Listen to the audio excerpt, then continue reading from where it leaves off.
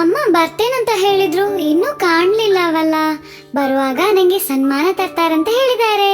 ನಂಗೂ ನಂಗೂ ನಂಗೂ ಕೊಡ್ತೇನಂತ ಹೇಳಿದಾಳಲ್ಲ. ಹಾಯ್, ಅಮ್ಮ ಬರ್ತಿದ್ದಾಳೆ. ಕೈಯಲ್ಲಿ ಸನ್ಮಾನ ಉಂಟಲ್ಲ, ಚೆಂಡುಗಳಿರ್ಬೋದು. ಹಾಯ್, ಚೆಂಡುಗಳಾಗಿದೆ. ತುಂಬಾ ಚೆಂಡುಗಳು ಉಂಟಲ್ಲ. ಮಕ್ಕಳೇ, ಈಗೋ ನಿಮ್ಮ ಉಡುಗೊರೆ. ಎಲ್ರೂ ಬನ್ನಿ ಇಲ್ಲಿ, ನಿಮಗೆ ಆಟ ಆಡಲು ಚೆಂಡುಗಳು. ಎಲ್ಲರಿಗೂ ಚೆಂಡುಗಳಿವೆ. ಒಳ್ಳೆ ಮಕ್ಕಳಾಗಿ ಸಾಲಾಗಿ ಬನ್ನಿ ನೋಡುವ. ಆಗೋದಲ್ಲ. ಅನುಸರಣೆಯ ಮಕ್ಕಳು. 1ನೇ ಕೋಳಿ ಓಡಿ ಬಾ, ಹಳದಿ ಚೆಂಡು ನಾ ಕೊಡುವೆ.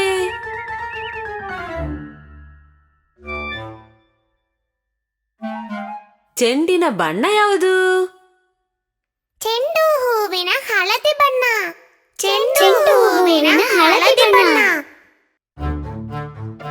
2ನೇ ಕೋಳಿ ಓಡಿ ಬಾ, ಹಸಿರ ಚೆಂಡು ನಾ ಕೊಡುವೆ. ಚೆಂಡಿನ ಬಣ್ಣ ಯಾವುದು? ಗಿಡದ ಎಲೆಯ ಹಸಿರು ಬಣ್ಣ. ಗಿಡದ ಎಲೆಯ ಹಸಿರು ಬಣ್ಣ. 3ನೇ ಕೋಳಿ ಓಡಿ ಬಾ, ಕೆಂಪಿನ ಚೆಂಡ ನಾ ಕೊಡುವೆ. ಚೆಂಡಿನ ಬಣ್ಣ ಯಾವುದು? ದಾಸವಾಳ ಹೂವಿನ ಕೆಂಪು ಬಣ್ಣ. ದಾಸವಾಳ ಹೂವಿನ ಕೆಂಪು ಬಣ್ಣ. 4ನೇ ಕೋಳಿ ಓಡಿ ಬಾ, ಬಿಳಿಯ ಚೆಂಡ ನಾ ಕೊಡುವೆ. ಚೆಂಡಿನ ಬಣ್ಣ ಯಾವುದು? ತುಂಬೆ ಹೂವ ಬಿಳಿ ಬಣ್ಣ. ತುಂಬೆ ಹೂವ ಬಿಳಿ ಬಣ್ಣ. 5ನೇ ಕೋಳಿ ಓಡಿ ಬಾ, ನೀಲಿಯ ಚೆಂಡ ನಾ ಕೊಡುವೆ. ಚೆಂಡಿನ ಬಣ್ಣ ಯಾವುದು? ಆಕಾಶದ ನೀಲಿ ಬಣ್ಣ. ಆಕಾಶದ ನೀಲಿ ಬಣ್ಣ. ಅಮ್ಮ, ಇನ್ನು ನಾವು ಆಡ್ಲಿಕ್ಕೆ ಹೋಗ್ಬೋದಾ? ಆಟ ಆಡಿ, ಜಾಗ್ರತೆ.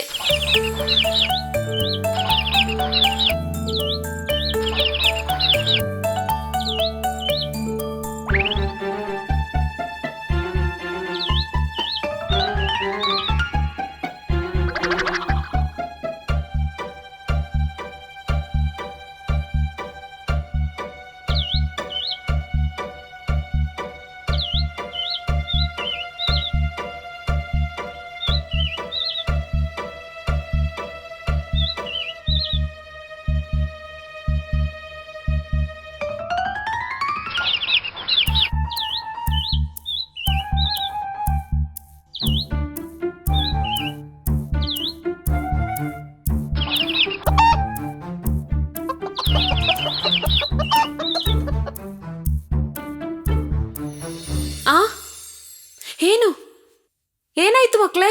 ನನ್ನ ಹಳದಿಯ ಚೆಂಡು. ಅಲ್ಲ, ಇದೀಗ ಯಾರು ಇಲ್ಲಿ ಗುಂಡಿಯ ತೋಡಿದ್ದು? ಸರಿ, ಯಾರು ಈ ಗುಂಡಿಯ ತೋಡಿದ್ದು? ಹೌದು ಸರಿ, ಹೌದು ಸರಿ.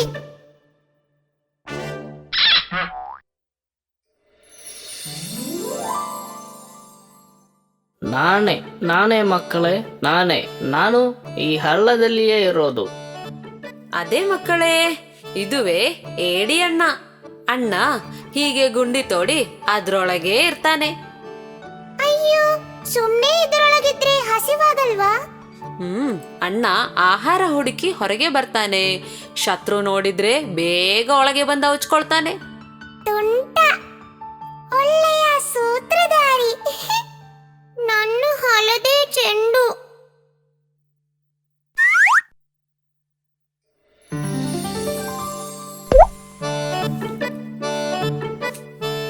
ಏಡಿ ಅಣ್ಣ ಮಕ್ಕಳು ಬೇಕಂತ ಚೆಂಡನ್ನು ಒಳಗಾಕ್ಲಿಲ್ಲ, ಗೊತ್ತಿಲ್ದೆ ಬಂದ್ಬಿಡ್ತು. ಪೆಟ್ಟೇನಾಗ್ಲಿಲ್ವೆಲ್ಲ? ಏನು ತೊಂದರೆ? ಮಕ್ಕಳಾಡುವಾಗ ಇದೆಲ್ಲ ಸಾಧಾರಣ. ಅವಶ್ಯಕತೆ ಇರುವಾಗ ಹೇಳಿ, ನಾನು ಚೆಂಡು ತೆಗೆದುಕೊಡುವೆ. ಅದಾಗ್ಬೋದು. ಅದಕ್ಕೇನೆ ಸಮಯ ಸರಿಯಾಗಿರುತ್ತೆ.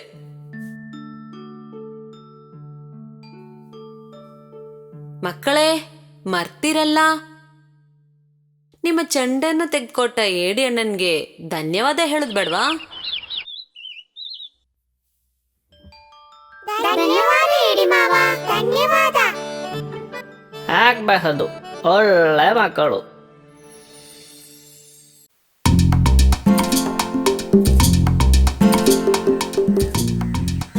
ತುಂಬ ವರ್ಷಗಳ ಮುಂಚೆ ಕಿಂಕಿಣಿ ಅನ್ನೋ ಹೆಸರಲ್ಲಿ ತುಂಬ ಸುಂದರವಾದ ಒಂದು ನದಿ ಇತ್ತು. ಆ ನದಿಯ ಸುತ್ತ ಹಚ್ಚ ಹಸಿರಾದ ಮರಗಳು ಬೆಳೆದು ನಿಂತಿತ್ತು. ಅದರ ಜೊತೆಗೆ ಸೇರಿ ತುಂಬ ದೊಡ್ಡದಾದ ಸಾಕಷ್ಟು ಹಣ್ಣುಗಳನ್ನು ಬಿಡುವಂಥ ಒಂದು ಅತ್ತಿ ಮರ ಇತ್ತು. ಗೆಳೆಯರಾದ ಬಾಲಕೋತಿ ಹಾಗೂ ಅಳಿಲು ಅಲ್ಲೇ ವಾಸವಾಗಿತ್ತು. ಏ, ಆ ಹಣ್ಣು ನಂದು. ಸರಿ ತಕೋ, ನೀನೇ ತಿನ್ನು. ಅಬ್ಬಬ್ಬಾ, ಈ ಹತ್ತಿ ಹಣ್ಣು ಎಷ್ಟು ರುಚಿಕರವಾಗಿದೆ. ನನಗೀಗೊಂದು ಸಿಕ್ತು. ತುಂಬಾ ಚೆನ್ನಾಗಿದೆ. ನಾನಿವತ್ತು ತುಂಬಾ ತಿನ್ಬಿಟ್ಟೆ. ಅದ್ ನಿಜಾನೇ ಕೋತಿ. ಹತ್ತಿ ಹಣ್ಣಿಗಿರೋ ರುಚಿಯಿಂದ ನಾನು ಇವತ್ತು ಸ್ವಲ್ಪ ಜಾಸ್ತಿನೇ ತಿನ್ಬಿಟ್ಟೆ.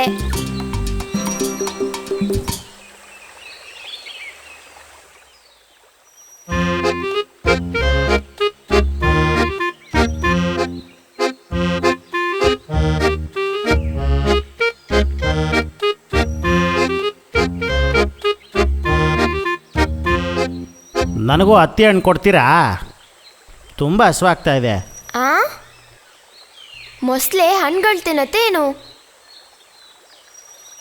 ಹಸಿವಾದರೆ ನಾನು ಏನು ಬೇಕಾದರೂ ತಿಂತೀನಿ.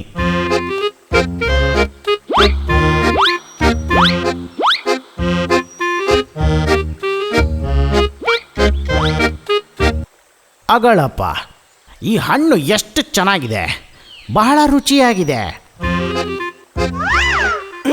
ಚೆನ್ನಾಗಿ ತಿನ್ನು, ಇನ್ನೂ ಕೊಡ್ತೀನಿ. ಆಹಾ, ಧನ್ಯವಾದಗಳು ಗೆಳೆಯ. ನನ್ನ ಹಸಿವು ನೀಗ್ತು. ನಾನೀಗ ಹೊರಡ್ಬೋದಾ? ಹಾ, ಸರಿ ಸರಿ. ಹೌದು, ನಿನ್ನ ಹೆಸರೇನು? ಎಲ್ಲರೂ ನನ್ನನ್ನು ಮೊಸಳೆ ಅಂತ ಕರೀತಾರೆ. ಹೌದು, ನಿನ್ನ ಹೆಸರೇನು? ಬಾಲಕೋತಿ. ಇವನ ಹೆಸರು ಕಣ್ಣಪ್ಪ, ಅಳಿಲು ಕಣ್ಣಪ್ಪ. ಹೌದಾ? ಸರಿ ಗೆಳೆಯರೇ, ನಾನು ಬರ್ತೀನಿ.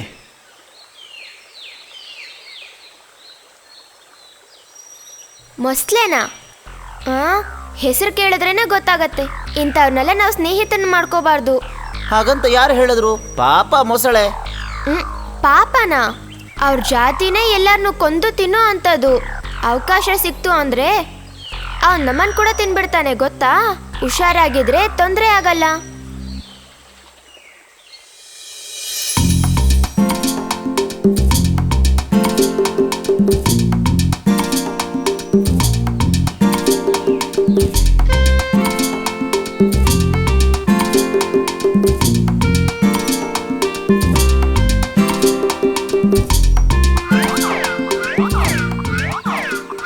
ಗೆಳೆಯ, ಈ ಪಕ್ಕದಲ್ಲಿರೋ ಆಳದ ಮರದಲ್ಲಿ ತುಂಬಾ ರುಚಿಕರವಾಗಿರುವ ಹಣ್ಣುಗಳು ಬಿಟ್ಟಿವೆ. ಎಲ್ಲಿ? ಇಲ್ಲೇ, ಗುಟ್ಟದ ಪಕ್ಕದಲ್ಲೇ. ಬೇಗ ಬಾ, ನಾವಲ್ಲಿಗೆ ಹೋಗೋಣ. ಓಹೋ, ನಾನ್ ಬರಲ್ಲಪ್ಪ. ನೀನ್ ಬೇಕಾದ್ರೆ ಹೋಗ್ತಿನ್ನು. ನನ್ನ ಕೈಯಾರು ನಿನ್ನ ಕರ್ಕೊಂಡೋಗೋಣ ಅಂತ ಓಡೋಡಿ ಬಂದೆ. ಇಲ್ಲ, ನೀನ್ ಬೇಕಾದ್ರೆ ಹೋಗು. ನಾನು ನನ್ನ ಒಳ್ಳೆ ಗೆಳೆಯನಿಗೋಸ್ಕರ ಕಾಯ್ತಾ ಇದ್ದೀನಿ. ಓ, ಯಾರು? ಆ ಮೊಸಳೆ ಬಗ್ಗೆ ಹೇಳ್ತಿದ್ಯಾ? ಹೌದು, ಅದರಲ್ಲೇನಿದೆ? ಹೊಸದಾಗಿ ಗೆಳೆಯ ಸಿಕ್ಕಿದ ತಕ್ಷಣ ಈ ಹಳೆ ಗೆಳೆಯನ ಮರ್ತ್ಬಿಟ್ಟೆ ಅಲ್ವಾ ನೀನು? ಅದೇ ಅಲ್ವಾ ಜೀವನ. ಹೇ, ಆ ಥರ ಏನಿಲ್ಲ. ಸರಿ ಸರಿ, ನಾನು ಹೋಗ್ತೀನಪ್ಪ. ಕಿಂಕಿಣಿ ನದಿ ಹತ್ರ ಮೊಸಳೆ ಇರುವಂತ ಆ ಹತ್ತಿ ಮರದ ಸಮೀಪದಲ್ಲೇನೆ ಮೊಸಳೆ ಮುಂತಾದವು ವಾಸವಾಗಿದ್ದಿದ್ದು. ಈ ಹಣ್ಣಿನ ರುಚಿಯನ್ನು ಕಂಡಂತ ಆ ಮೊಸಳೆ ಪ್ರತಿದಿನವೂ ಹತ್ತಿ ಹಣ್ಣನ್ನು ತಿನ್ನೋದಕ್ಕಾಗಿ ನದಿಯೊಳಗೆ ಬಹಳಷ್ಟು ಪ್ರಯಾಣ ಮಾಡಿ ಅಲ್ಲಿಗೆ ಬರ್ತಿತ್ತು. ಇಷ್ಟೊತ್ತಾದ್ರೂ ಬಂದಿಲ್ವಲ್ಲ? ನಾನು ಆವಾಗ್ಲಿಂದ ಎಷ್ಟು ಕಾಯ್ತಾ ಇದ್ದೀನಿ ಇಲ್ಲಿ.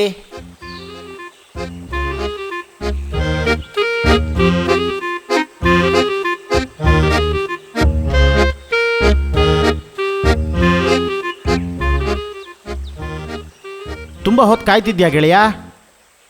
ಹಾ, ಇನ್ನೇನು, ನಿನಗೆ ಕೊಡಬೇಕಂತ ಎಷ್ಟು ಕಾಯಿಗಳನ್ನು ತಂದಿಟ್ಟಿದ್ದೀನಿ. ಎಷ್ಟೊತ್ತಿಂದ ಕಾಯ್ತಿದ್ದೀನಿ ಗೊತ್ತಾ? ನನ್ನನ್ನು ಕ್ಷಮಿಸ್ಬಿಡು ಗೆಳೆಯ, ನಾನು ಬಂದ್ಬಿಟ್ನಲ್ಲ ಈಗ.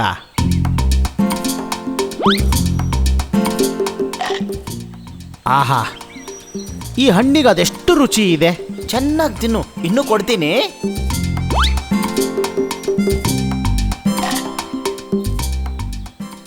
ಎಂಥ ಅದೃಷ್ಟ ನಂದು. ಆಹಾ, ಇವತ್ತು ನನಗೆ ಇನ್ನೂ ಸ್ವಲ್ಪ ಹಣ್ಣುಗಳನ್ನು ತಿನ್ನೋದಕ್ಕೆ ಕೊಡ್ತೀಯಾ? ಯಾಕೆ ಕೇಳ್ತಿದ್ಯಾ?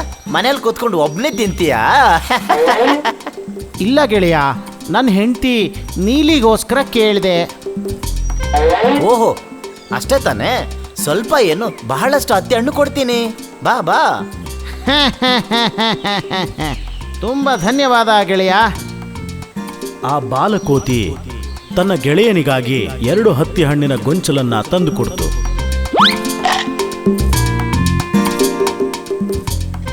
ಆ ಹಣ್ಣನ್ನ ತಗೊಂಡು ಬಹಳ ಪ್ರೀತಿಯಿಂದ ಆ ಮೊಸಳೆ ತನ್ನ ಹೆಂಡತಿಗೆ ಕೊಡೋದಕ್ಕೆ ಹೊರಡ್ತು.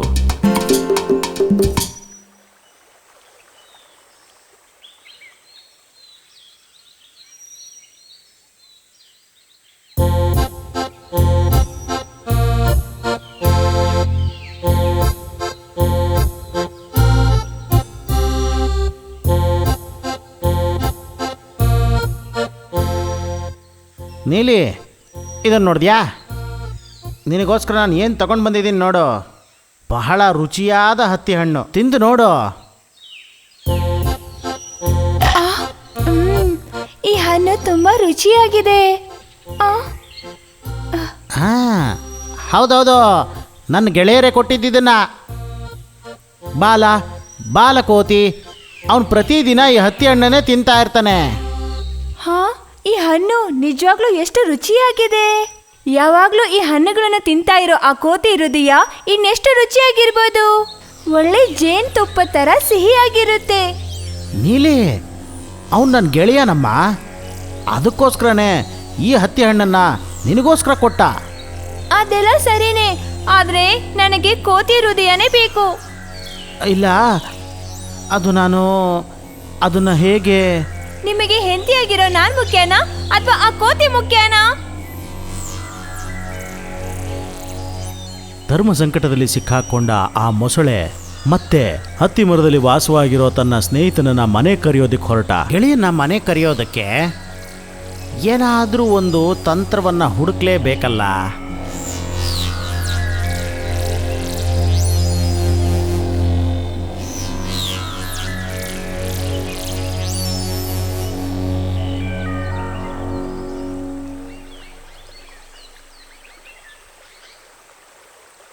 ಗೆಳೆಯ, ನನ್ನ ಜೀವದ ಗೆಳೆಯ.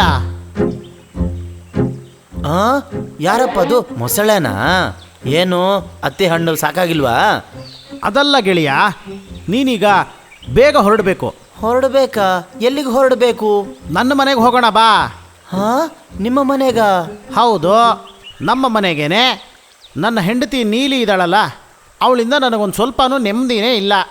ಇಷ್ಟು ರುಚಿಯಾದ ಹತ್ತಿ ಹಣ್ಣನ್ನು ಕೊಟ್ಟಂಥ ನನ್ನ ಗೆಳೆಯನ್ನ ಮನೆಗೆ ಊಟಕ್ಕೆ ಕರ್ಕೊಂಡು ಬಾ ಅಂತ ಹೇಳಿ ಬಲವಂತ ಮಾಡ್ತಿದ್ದಾಳೆ. ಅದು ಏನಂದ್ರೆ, ನೀನು ಬರ್ತೀಯ ಅಂತ ಹೇಳಿ ನಿನಗೋಸ್ಕರ ಒಂದಷ್ಟು ಅಡುಗೆಗಳನ್ನು ಮಾಡಿಬಿಟ್ಟಿದ್ದಾಳೆ. ಸಿಹಿ ತಿಂಡಿಗಳಿರುತ್ತಾ? ಅರೆ, ಎಲ್ಲ ಇದೆಯಪ್ಪ. ನೀನು ಕೆಳಗೆ ಬಾ, ಅಲ್ಲಿರೋಂಥ ನಮ್ಮ ಮನೆಗೆ ಹೋಗೋಣ. ಅಯ್ಯೋ ಯಪ್ಪ, ಅದೇಂಗೆ ನಾನು ಬರೋಕ್ಕಾಗುತ್ತೆ? ನಿನ್ನ ಜೊತೆ ನಾನೇ ಹೇಗೆ ಬರಲಿ? ನನಗೆ ಈಜು ಬರಲ್ವೇ? ನೀನು ನನ್ನ ಬೆನ್ನ ಮೇಲೆ ಹತ್ತಿ ಕೂತ್ಕೋ, ನಾನು ಈಜ್ಕೊಂಡು ನಿನ್ನನ್ನು ಕರ್ಕೊಂಡು ಹೋಗ್ತೀನಿ. ಏನು ಹೇಳ್ತಿದ್ಯಾ? ನೀರಿನ ಮೇಲೆ ಸಂತೋಷದ ಸವಾರಿ, ಹೊಟ್ಟೆ ತುಂಬ ಮೃಷ್ಟಾನ್ನ ಭೋಜನ. ಹೌದು ಹೌದು.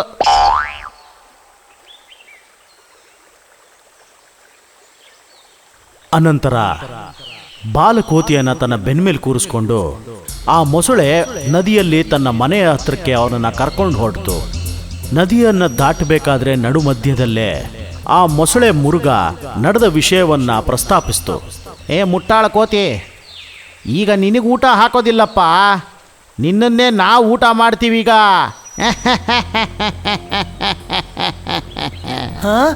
ಮೊಸಳೆ, ಏನು ಹೇಳಿದೆ ಈಗ ನೀನು? ನಿನ್ನನ್ನು ನೀ ಕರ್ಕೊಂಡು ಹೋಗ್ತಿರೋದು ನಿನಗೆ ಊಟ ಹಾಕೋದಕ್ಕಲ್ಲ. ಏನು? ನನ್ನ ಹೆಂಡತಿ ನೀಲಿ ನಿನ್ನ ಹೃದಯನ ತಿನ್ನಬೇಕು ಅಂತ ಆಸೆ ಪಡ್ತಿದ್ದಾಳೆ.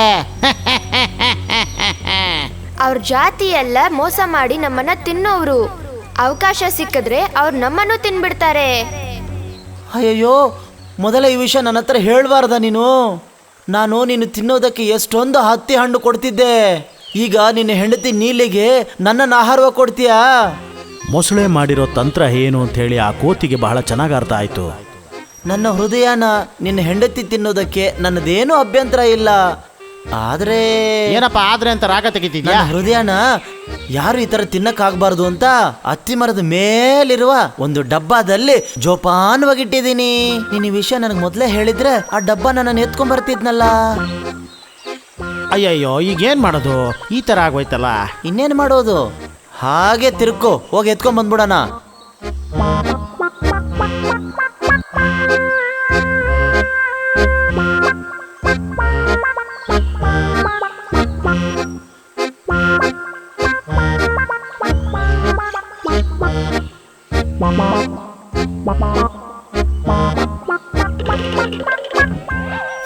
ಏನೋ ಮೂರ್ಖ, ಬುದ್ಧಿ ಇಲ್ಲದವನೇ, ನಿನ್ನನ್ನು ಗೆಳೆಯ ಅಲ್ಲೋ, ನಿನ್ನನ್ನು ವಿರೋಧಿ.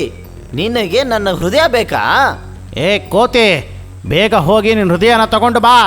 ದೇವ್ರು ನಿನಗೆ ಬುದ್ಧಿ ಕೊಡಕ್ ಮರ್ತಿದ್ದಾನೆ ಅನ್ಸುತ್ತೆ. ಹೃದಯ ಇಲ್ಲ ಅಂದ್ರೆ ಒಂದು ಜೀವಿ ಹೆಂಗೆ ಬದುಕೋಕ್ಕಾಗುತ್ತೆ? ಅದು ಕಿತ್ತುಬಿಟ್ಟು ಡಬ್ಬಾದಲ್ಲಿ ಬಚ್ಚಿಡಕ್ಕಾಗುತ್ತಾ? ಬುದ್ಧಿ ಅನ್ನೋದು ಸ್ವಲ್ಪನೂ ಇಲ್ವಲ್ಲ? ಅಯ್ಯಯ್ಯೋ ಅಲ್ಲ ಗೆಳೆಯ, ನೀನು ಏಯ್ ಮರ್ಯಾದಾಗ ಬಾಯಿ ಮುಚ್ಚೋ. ಇನ್ಮೇಲೆ ನೀ ಈ ಕಡೆ ಎಲ್ಲೂ ಕಾಣಿಸ್ಕೋಕೂಡ್ದು. ನಿನಗೆ ಹತ್ತಿ ಹಣ್ಣು ಕೊಡಲ್ಲ, ನಿನ್ನಂತ ಒಂದು ದ್ರೋಹಿಗೆ ಗೆಳೆಯನೂ ಅಲ್ಲ. ಏನು ಗುರಾಯಿಸ್ತಿದೆ, ಹೋಗ.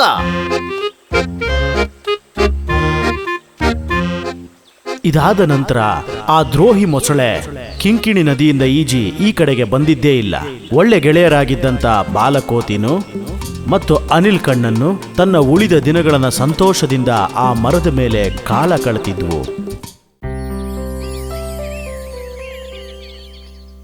ಒಂದು ಕಾಡಲ್ಲಿ ಒಂದು ಆನೆಯ ಕುಟುಂಬ ವಾಸವಾಗಿತ್ತು.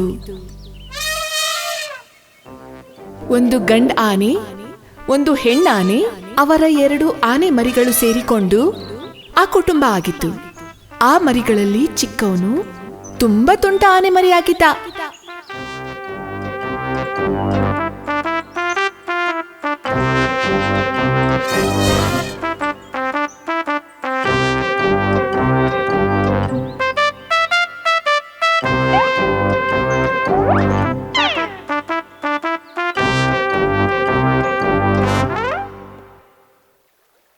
ಒಂದು ದಿನ ಆ ಆನೆ ಕುಟುಂಬ ಕಾಡಲ್ಲಿರೋ ನದಿಗೆ ಸ್ನಾನ ಮಾಡೋದಕ್ಕೆ ಹೋದ್ರು.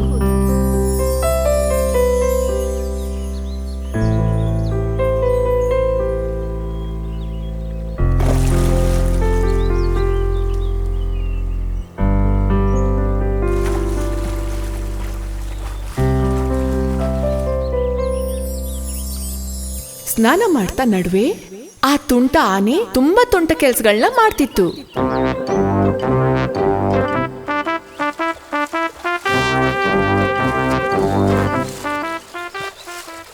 ಮಗನೇ, ನೀರು ತುಂಬಾ ಜಾಸ್ತಿ ಇದೆ, ಹುಷಾರು.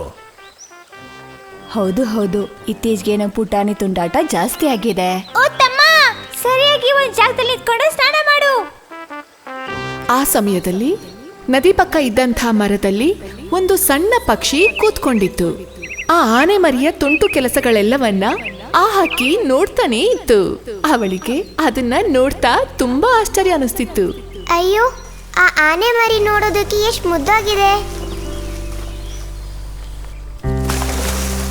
ಆನೆ ಮರಿಯ ಗೆಳೆತನ ಇಟ್ಕೋಬೇಕು ಅಂತ ಆ ಹಕ್ಕಿ ಮರಿ ಆಸೆ ಪಡ್ತು.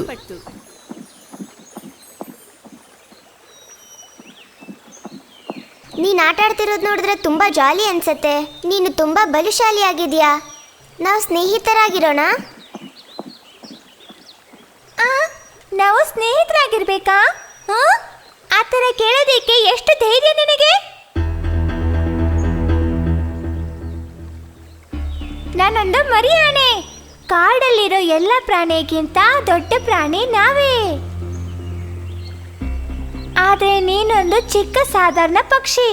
ನಮ್ಮಿಬ್ರ ಮಧ್ಯೆ ಸ್ನೇಹ ಹೇಗ್ ಸಾಧ್ಯ? ಓ, ವಿಷಯ ಹಾಗೋಗ್ತಿದ್ಯಾ?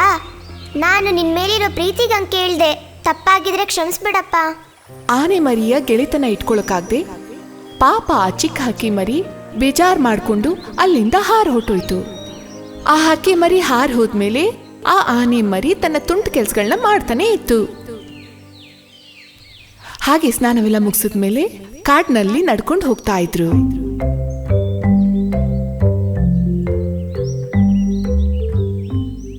ಹೋಗೋ ದಾರಿಲಿ ಒಂದು ಕಬ್ಬಿನ ತೋಟನ ಆ ಆನೆ ಮರಿ ನೋಡ್ಬಿಡ್ತು. ಅಪ್ಪ ಅಮ್ಮಂಗ್ ಗೊತ್ತಿಲ್ದೆ ಕದ್ದು ಮುಚ್ಚಿ ಹೋಗಿ ಅವನು ಆ ಕಬ್ಬು ತೋಟದಲ್ಲಿ ಬಚ್ಚಿಟ್ಕೊಂಡ. ಇದ್ಯಾವುದೋ ಗೊತ್ತಾಗದೆ ಉಳಿದ 3 ಜನ ಮನೆಗೆ ತಮ್ಮ ಪಾಡಿಗೆ ಹೋದ್ರು. ಆದ್ರೆ ಅವರೆಲ್ಲರನ್ನೂ ಚೆನ್ನಾಗಿ ಯಾಮಾರಿಸ್ಬಿಟ್ಟೆ ಅನ್ನೋ ಯೋಚನೆಯಲ್ಲಿ ಆ ಆನೆ ಮರಿ ಕಬ್ಬು ತೋಟದಿಂದ ಕಬ್ಬುಗಳನ್ನ ತೆಗೆದು ತಿನ್ನೋದಕ್ ಶುರು ಮಾಡ್ತು. ಇದು ಎಷ್ಟು ರುಚಿಯಾಗಿದೆ. ಒಳ್ಳೆ ರುಚಿಯಾಗಿದೆ. ನಾನು ಇಲ್ಲಿ ಬಂದಿದ್ದು ನನ್ನ ಅದೃಷ್ಟನೇ. ಅಲ್ಲಿದ್ದಂಥ ಕಬ್ಬಿನ ಗಿಡಗಳಲ್ಲಿ ಅವನು ಒಂದೊಂದಾಗೆ ಒಡೆದು ಹಾಕ್ತಾ ಚೆನ್ನಾಗಿರೋದನ್ನ ತಿನ್ನೋದಕ್ ಶುರು ಮಾಡ್ದ.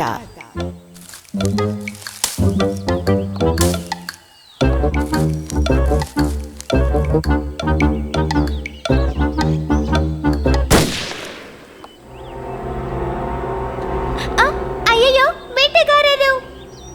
ಬೇಟೆಕಾರನನ್ನ ದಿಢೀರಂತ ನೋಡಿದ ಆನೆ ಮರಿ ಆ ಕಬ್ಬಿನ ತೋಟದಿಂದ ಓಡ್ ಹೋದ.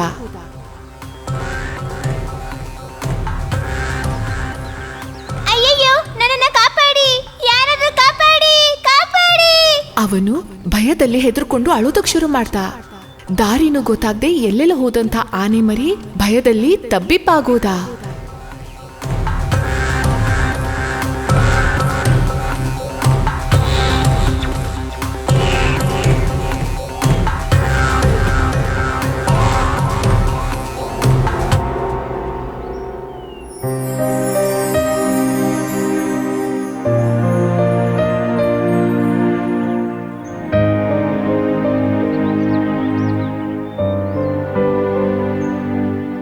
ಅವನು ಬಿಕ್ಕಳಿಸಿ ಅಳ್ತಾನೆ ಇದ್ದ.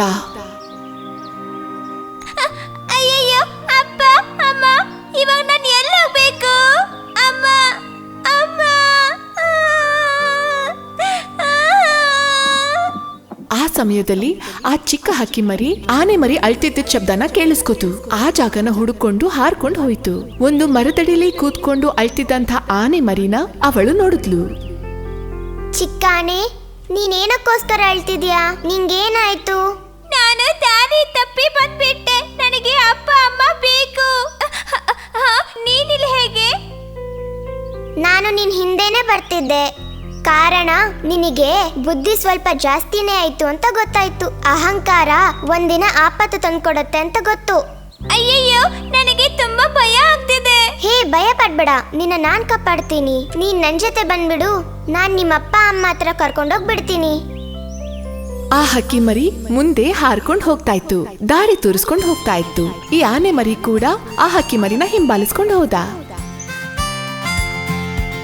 ಹಾಗೆ ಆ ಚಿಕ್ಕ ಹಕ್ಕಿ ಮರಿ ಈ ತುಂಟ ಆನೆ ಮರಿನ ತನ್ನ ಅಪ್ಪ ಅಮ್ಮನ ಹತ್ರ ಕರ್ಕೊಂಡು ಹೋಗಿ ಸೇರಿಸ್ತು.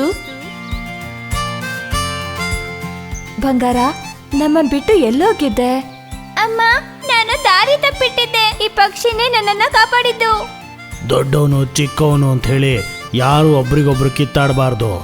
ಅಪಾಯ ಬಂದಾಗ ಸಹಾಯ ಮಾಡೋನೆ ನಿಜವಾದ ಗೆಳೆಯ. ನನ್ನಲ್ಲಿರೋ ಅಹಂಕಾರನೇ ನನ್ನನ್ನ ಆಪತ್ತು ತಂದ್ಕೊಡ್ತು.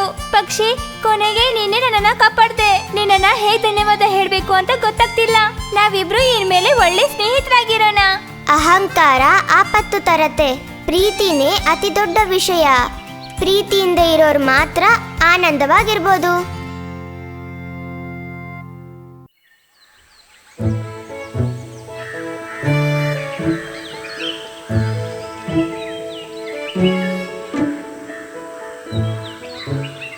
ಹಾಯ್ ಅಜ್ಜಿ, ಈ ತುಪ್ಪದ ಕಜ್ಜಾಯ ತುಂಬಾ ಚೆನ್ನಾಗಿದೆ. ಘಮ ಘಮ ಅಂತಿದೆ. ಈ ತುಪ್ಪದ ಕಜ್ಜಾಯ ಹೇಗ್ ಮಾಡಿದ್ರಿ ಅಜ್ಜಿ? ಹೇಗಿದು ಇಷ್ಟು ಚೆನ್ನಾಗಿದೆ? ತುಪ್ಪ ಹಾಕಿದ್ದು ಚೆನ್ನಾಗಿದೆಯಾ? ನಿನಗಿಷ್ಟ ಆಯ್ತಾ? ಎಷ್ಟು ರುಚಿಕರವಾಗಿದೆ ಗೊತ್ತಾ ಅಜ್ಜಿ? ನನಗಿದು ತುಂಬಾ ತುಂಬಾ ಇಷ್ಟ ಆಯ್ತು ಅಜ್ಜಿ. ಅಜ್ಜಿ, ಈ ತುಪ್ಪದ ಕಜ್ಜಾಯ ಹೇಗ್ ಮಾಡ್ತೀರಾ?